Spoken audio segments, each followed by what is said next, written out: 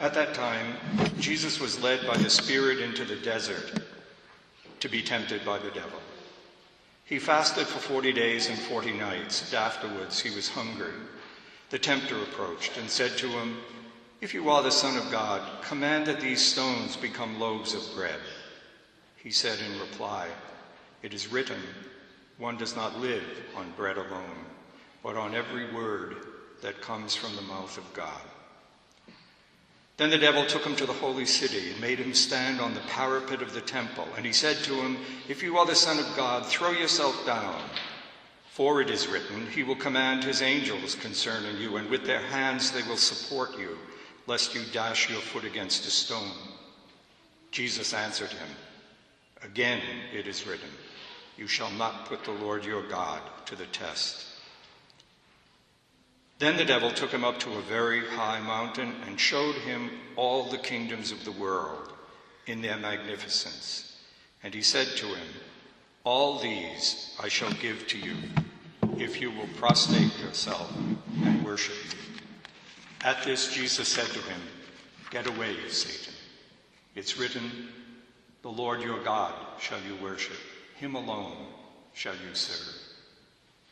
Then the devil left him, and behold, angels came and ministered to him. The Gospel of the Lord. First of all, if you just think back to a few minutes ago when I posed those two questions to myself and to you, what part of my life most connects me to the death of Christ, to the crucifixion, and in what dimension of my life is the risen Christ most real and present? If nothing came to mind during that short silence, it's a sign that you're living your life too distractedly, too superficially. You're not attending enough to your life. Because the first question has to do, obviously, with in what way do I need to be rescued by the death of Christ? In what way am I a sinner who needs to be saved?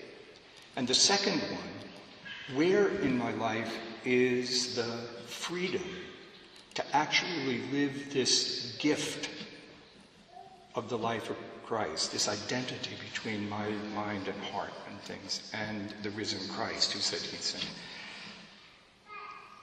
That requires a level of depth. You can't live superficially as a human being and encounter God. You can be anything else except superficial. You can be bad or good or rich or poor, successful or not.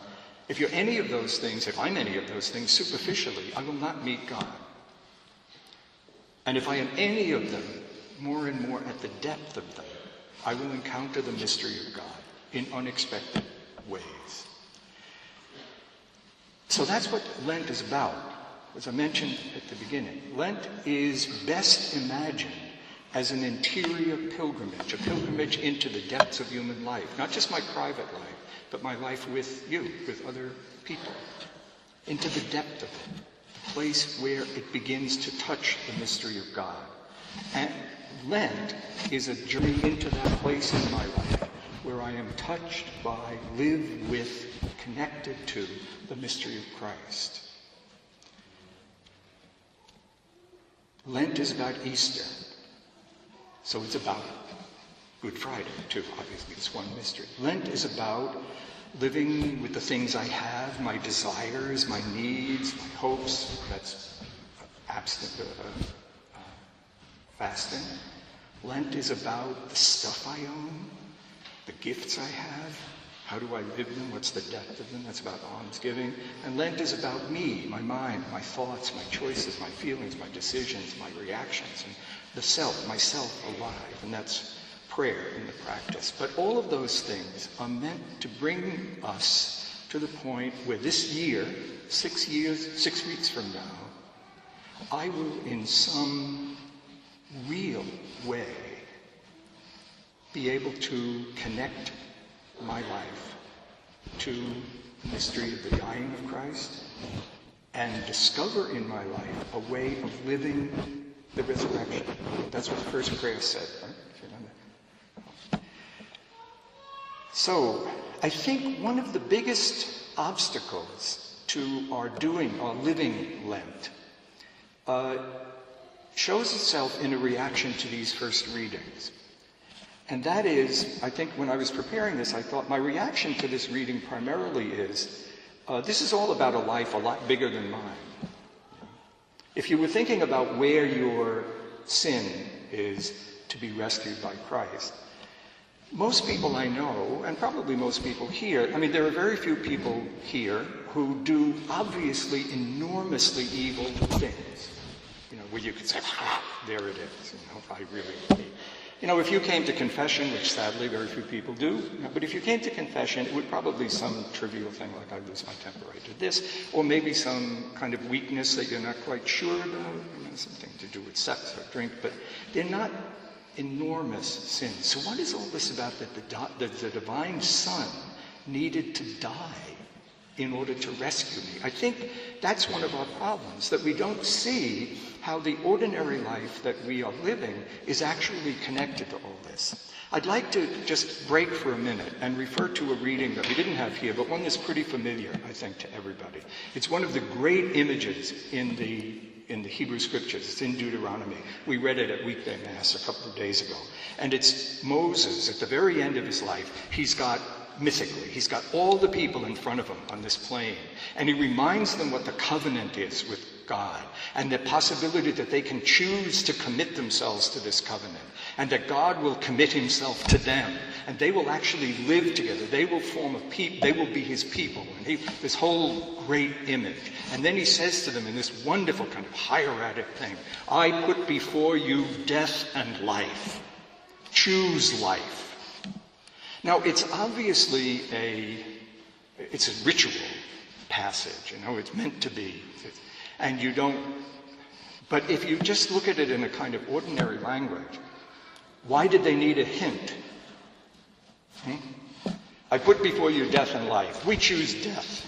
No. I mean, who would do that? Okay?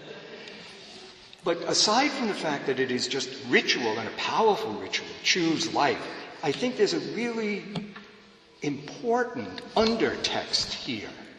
And that is, Moses is reminding them that even though they will not be confronted day after day with here's death and here's life, they will be confronted with small choices that are choices for death or life.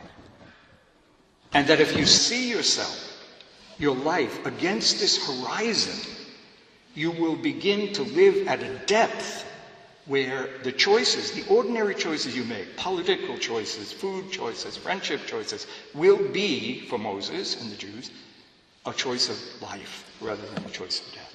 Well, the same is true of the readings today. We're presented with two enormous, powerful, mythopoetic, if you would, epic poetry.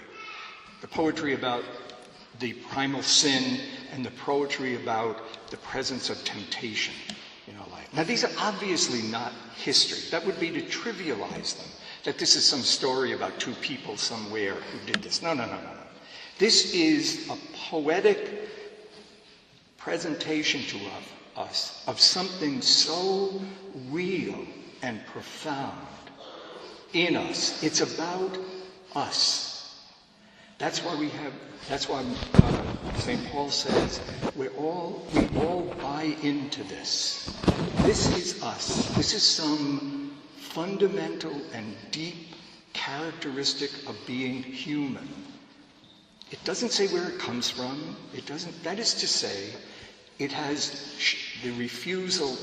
One way you can describe it. It is in all of us the refusal to love, the ability to refuse to love, and in fact, the penchant to refuse to love.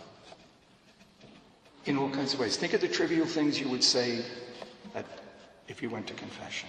Aren't they all that? Why are we so inescapably that? I want to just suggest a couple of things. One thing about living with this image of Adam and Eve. These people who were given us, these two, but we stay with the story. They're given this enormously ideal life. They're given all they need. They're given more than they need. They're given intimacy with the animals and one another. They're given intimacy with God. What was it in them? This is the question I have. Why did they believe the serpent? What was it in them? That's what this story is trying to get at. Not the act of disobedience, but what is it in us that would make me, in Moses' terms, choose death, and frequently choose death. And it's so pervasive that it shows up in the most trivial and casual things, and it also shows up in horrific things like the Holocaust, or great wars, murders, cruelty in families. It shows up. What is it in me? But I'm connected to it. I'm not a murderer. I have not participated, well, I may not really pay much attention, participate in a lot of oppression of other people by the way I live, but not consciously, but there is something in me that's part of the same story. That's what it's trying to get at. It's part of the same story. We're all in Adam, St. Paul says. We're all part of this story. The journey into the place in myself where the crucifixion of Christ is necessary. But then you have on the other side this great poetic images of the temptation.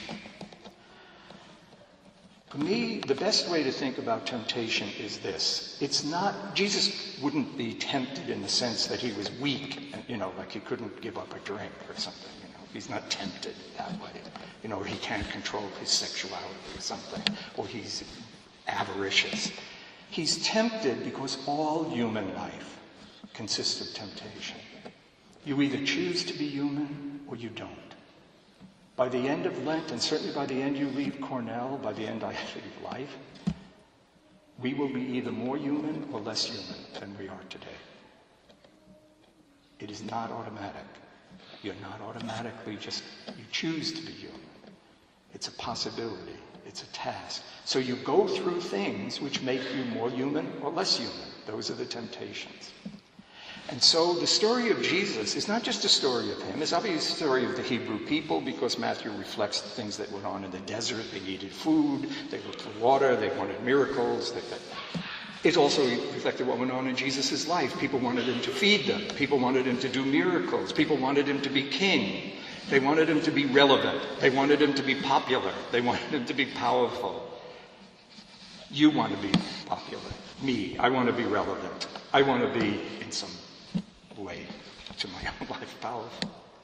All temptations. In each of those parts of human life, I will either choose God and humanity, or I will exercise this mysterious power to refuse that. And I will choose against him. Not that I'll be so conscious of that all the time. But that's what these myths are trying to say to us. This is you. We're on the beginning of this pilgrimage of Lent. A pilgrimage into the depths of our own life, together and alone. The places where our life touches the crucifixion of the Son of God and the resurrection and glorification of the man Jesus Christ.